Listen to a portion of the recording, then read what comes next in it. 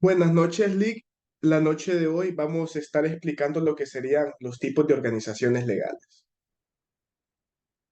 Seguidamente con los primeros objetivos. Como objetivo general tenemos el análisis de en qué consisten las organizaciones legales y sus tipos en Honduras. Objetivos específicos, definir en qué consiste una organización legal, identificar los tipos de organizaciones legales y por último, determinar la razón por la cual los inversionistas eligen cierto tipo de organización legal. Seguidamente, vamos a definir en qué consiste una organización legal. Una organización legal son aquellas que cumplen con los requerimientos que establece la ley, y los trámites necesarios para sus operaciones. Todas deberían de ser organizaciones legales, ya sean pequeñas o grandes, pero lastimosamente no es así. Y los requisitos cambian, ¿verdad? Dependiendo del tipo de persona, ya sea física o moral, giro de actividad comercial, de la transformación o de otros servicios. Existen lo que serían tres tipos de organizaciones legales, el cual es empresas individuales, sociedad colectiva o conocida también popularmente como sociedad anónima y sociedad de responsabilidad limitada. ¿En qué consisten las empresas individuales? Ok, de las principales características de una empresa individual es que son pequeñas y que el inversionista es uno solo, por ende es un único dueño. En este recae toda responsabilidad, al igual que todas las utilidades. Ventajas de las empresas individuales son las siguientes. Supuestamente es fácil de empezar, ¿verdad? Este, Ser el único dueño también sería una ventaja porque, como expliqué, usted sería la persona de todas las utilidades, pero al igual, también tiene todas las responsabilidades.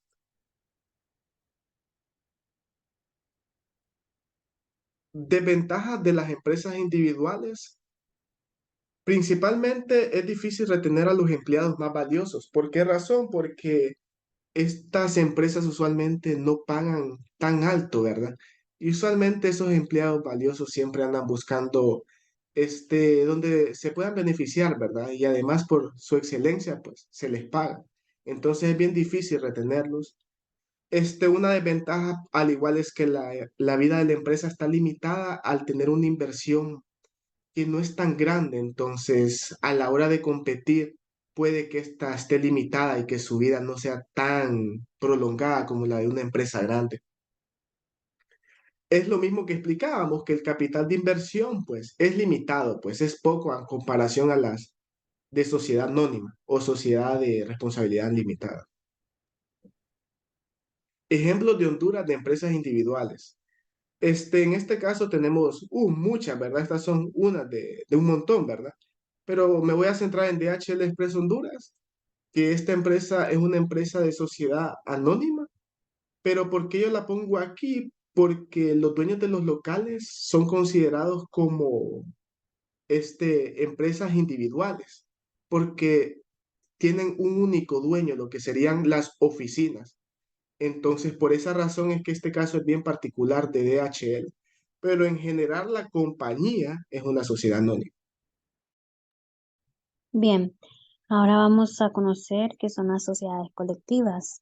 Nos dice que una sociedad existe cuando dos o más personas propietarias de la empresa se determina la cantidad de tiempo y dinero que cada socio invertirá en la empresa y porcentaje de los retiros que cada uno reciba por acuerdo. Es decir, que las sociedades colectivas realizan actividades mercantiles o civiles bajo un mismo nombre. Prácticamente es una forma de agrupación mercantil. Siguiente.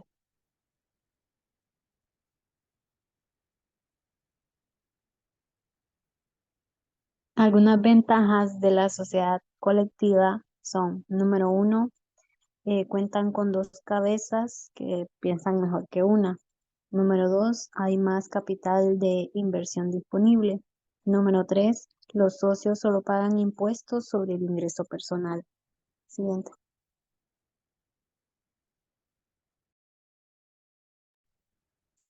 Algunas desventajas de la sociedad colectiva pueden ser, número uno, los socios tienen responsabilidad ilimitada. Número dos, las utilidades deben compartirse. Número tres, los socios pueden estar en desacuerdo. Siguiente.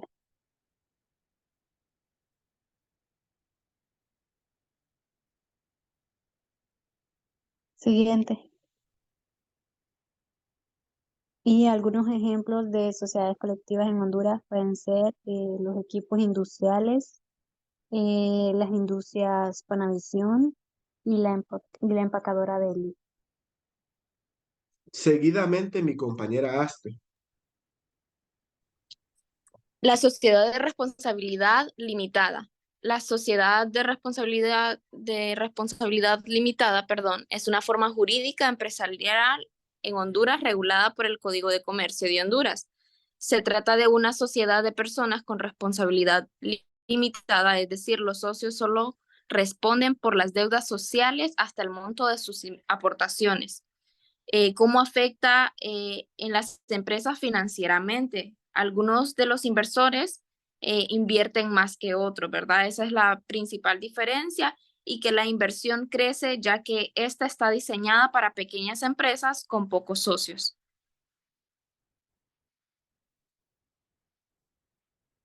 Algunas ventajas de la sociedad de responsabilidad limitada es que los accionistas tienen responsabilidad limitada, o sea, pocas opciones para actuar.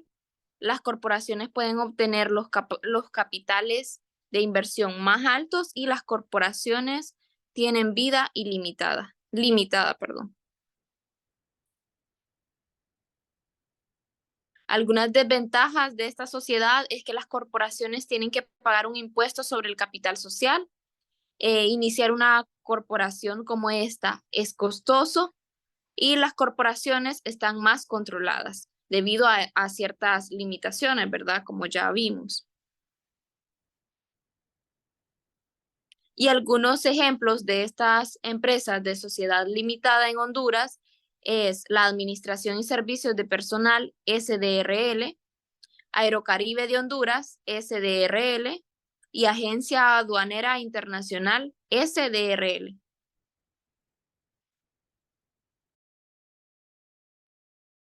Am, ok, explicando generalmente lo que acabamos de explicar, ¿verdad? De toda la sociedad y cómo afecta en su financiamiento. Principalmente en las empresas individuales se ve afectado el financiamiento porque, como explicaba, no es fuerte.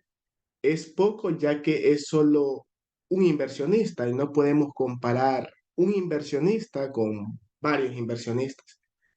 En el caso de la sociedad colectiva o sociedad anónima, este financiamiento es macroeconómico y son las compañías generalmente más grandes del mundo.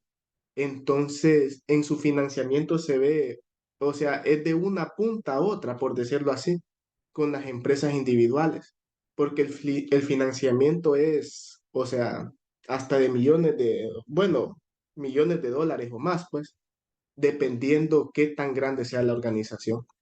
Y como conclusión generalizada, aquellos inversionistas de las organizaciones ya se van por empresas individuales, sociedad colectiva o sociedad de responsabilidad limitada, según sea la conveniencia y las metas y la visión de lo que serían los inversionistas, ¿verdad? Que tienen de su organización.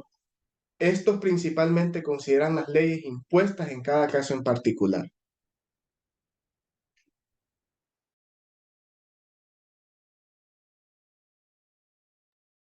Bueno, ahora seguimos con el método de depreciación utilizados en Honduras.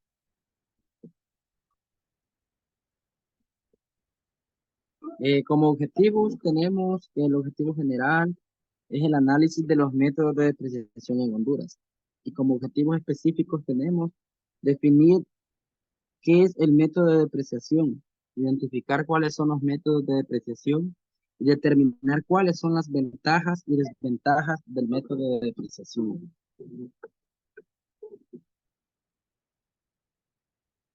¿Qué es un método de depreciación o la depreciación en sí?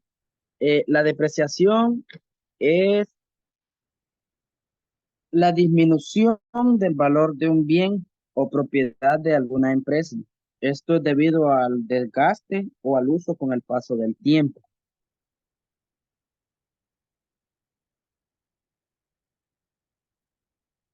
Eh, ¿Cuáles son los métodos de depreciación? Tenemos cuatro principales métodos de depreciación, que sería el de la línea recta, el método de las unidades producidas, el método de la suma de los dígitos del año y el método del doble saldo decreciente.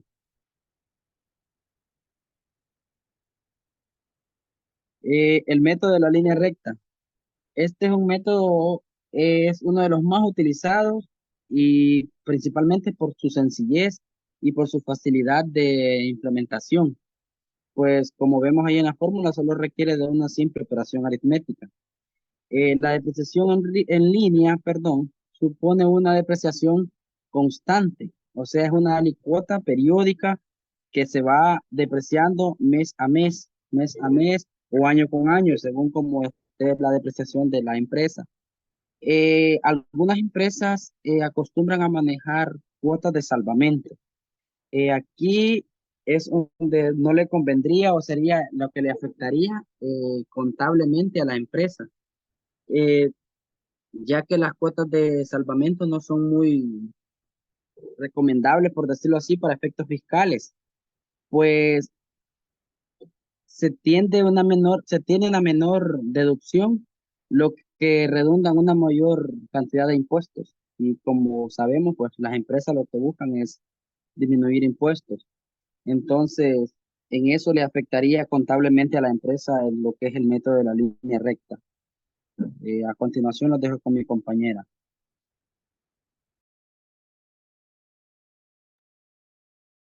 Método de la unidad producida. Este método se asigna un importante fijo de depreciación a cada unidad de la producción fabricada o utilizada por el activo fijo. Este método resulta recomendable para su aplicación en aquellos bienes que están sujetos a mayor desgaste. Em, Al contrario que el de la línea recta, considera la depreciación en función de la utilización o de la actividad y no del tiempo. Por lo tanto, la vida útil del activo se basará en función del rendimiento y del número de unidades que produce, de horas que trabaja o del rendimiento considerando estas dos juntas.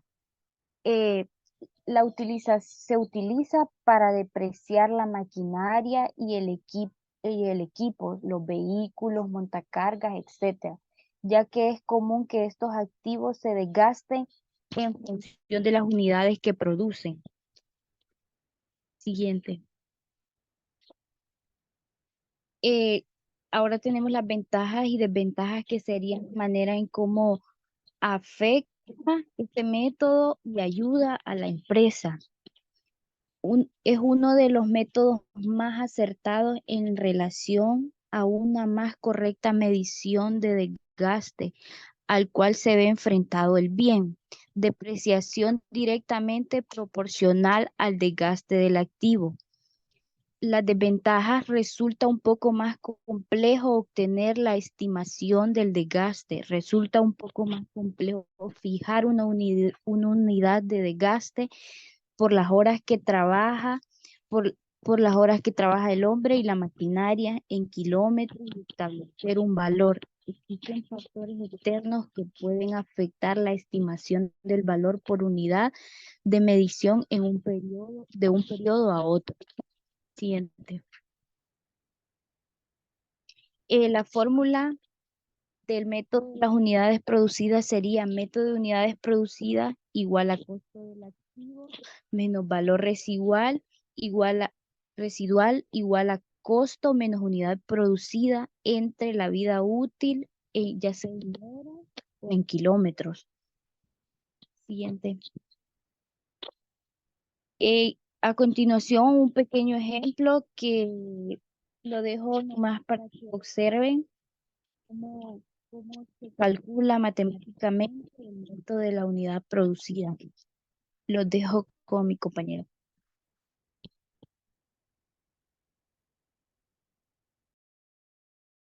Bien, ahora vamos con el método de la suma de los dígitos. Pues como vemos, este es una depreciación, un método de depreciación acelerado que busca determinar una mayor alícuota de depreciación en los primeros años de la vida útil del activo. En este método, la intención es encontrar un común divisor que pueda aplicarse a todos los años. Para lograrlo, se suman los números que corresponden al tiempo que se considera para la vida útil del activo y el resultado se utiliza como cada año, empezando con el último hasta terminar con el primero. Como bien sabemos que estos diferentes tipos de métodos de depreciación de los activos fijos son más que un procedimiento contable y matemático que tienen un gran efecto financiero que quizás sea lo más importante para las empresas. Con estos métodos de depreciación se puede llevar al gasto o al estado de resultado el desgaste sufrido por los activos. En consecuencia, al existir un gasto, la utilidad se ve disminuida toda vez que la utilidad es resultado de restar a los ingresos, los gastos y los costos. También tienen un efecto directo en la utilidad de las empresas, de lo cual podemos concluir que entre más se utilicen los activos, estos más generan ingresos, pero al mismo tiempo se desgastan más, lo que implica un mayor gasto por depreciación que a la vez disminuye la utilidad. Con estos métodos, además de tener un efecto directo, también tienen un efecto en la estructura financiera de la empresa, en el balance general, puesto que al desgastar un activo, este disminuye su valor dentro de la empresa, de suerte que contablemente cada vez que un activo se deprecia, su valor en libros se ve disminuido hasta desaparecer.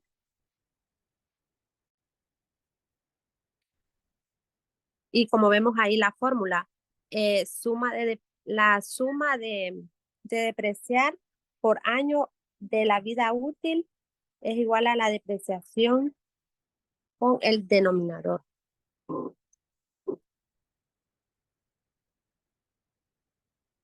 Ahora el método del doble saldo decreciente. Este método, al igual que el anterior, es un método acelerado. Es un sistema de depreciación que registra gastos más altos los primeros años de la vida útil de un activo y depreciación más baja durante los años posteriores. Este método cuenta con una tasa de amortización doble. Es uno de los más comunes que se emplean en los negocios cuando se trata de contabilizar el gasto de un activo a larga duración. También sabemos que los tipos de depreciaciones tienen un gran impacto financiero, que es lo más importante en cualquier empresa, como lo dije anteriormente.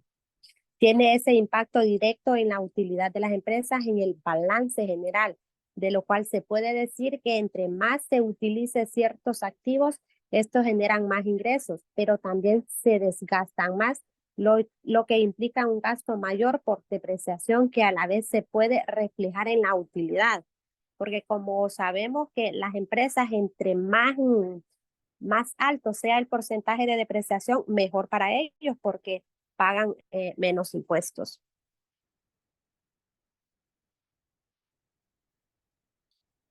Y bien, miramos las ventajas y las desventajas de este método de depreciación.